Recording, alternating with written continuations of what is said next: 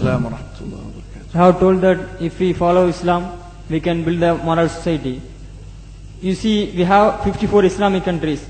Even we have 95% Muslims over there. They follow Islam only. Why we can't build moral society in those countries? Like Pakistan, Afghanistan, they have a civil war between the Shias and Sunni Muslims. Why we can't build moral society over there, even though they have follow Islam? We have 95 Muslims over there. That is, you have told that if we follow Islam... No, you mean to say that Afghanistan, Pakistan, these countries are following Islam, but there's still civil wars and fighting amongst Muslims like Shia and Sunni?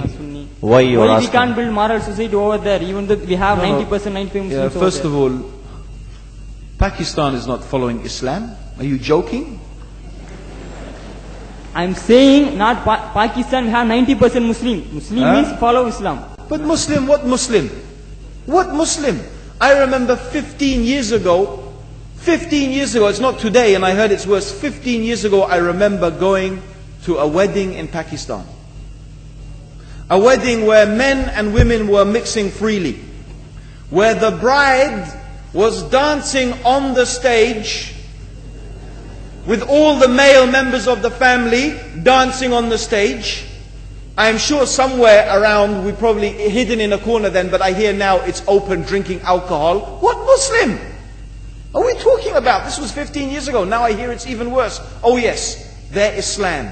When the bride and the groom are walking to the car, they're holding the Quran over their head for blessing. That Islam? That's not Islam. What Islam is that? That's exactly the thing I'm talking about. That's why Muslims are in such a mess. Because of this nonsense, this hypocrisy, actually they are insulting the Quran by doing that. Amongst all of this haram, they think that the Quran, holding it over their head, is going to bless them because they're holding it. What is that? Where did they get this from? So, I don't know what we're talking about. In fact, this is the problem.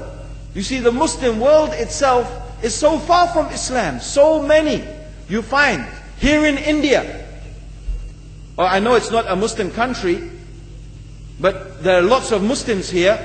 But I don't know what sort of Muslim. Most of them go to the dargah and they call upon some dead person in the grave, and they think that by talking to a dead person, they're going to have their needs fulfilled. What's the difference between that and worshipping an idol? There's no difference, believe me. It's shirk. I've seen it myself with my own eyes. I'm praying in the masjid. The adhan goes. The people are praying in the masjid. And the people in the dargah are not coming to the mosque to pray. They're still going around the dargah and making all their whatever the things they do. What's that? That's not Islam. You go to many countries. You find Pakistan, you want to see Islam in Pakistan. You know, in England, in every street corner we have a pub. You know what's a pub? You know what's a pub? Like a bar, you know, a place where you sit and drink alcohol. Yeah? Yes? In Pakistan, believe me, they have something worse than that. Yes, worse. On every street they have a picture of a palm. Everywhere you see it, hanging from the windows. They have the picture of a palm. What's that advertising? Something worse than drinking alcohol. An invitation to disbelieve in Allah. That they're going to read your hand and tell your fortune. Shirk. It's shirk. Whoever believed, the Prophet said, sallallahu alaihi wasallam, whoever visits a fortune teller out of curiosity, Allah will not accept their prayers for 40 days. Whoever believes in the fortune teller has disbelieved in Allah and His Messenger. That includes, by the way, horoscopes. Yet you see in Pakistan, a picture everywhere of a hand. Worse than a pub. Worse than a pub. It is better to drink alcohol than make shirk with Allah. Yes.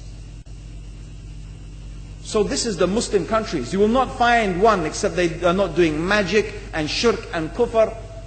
Or except maybe one or two you will find. So this is the state of the Muslims. So no wonder we're in the confusion and the chaos. So these are not good examples. And this is really, in fact, the very reason that I'm saying why we are in such a big mess.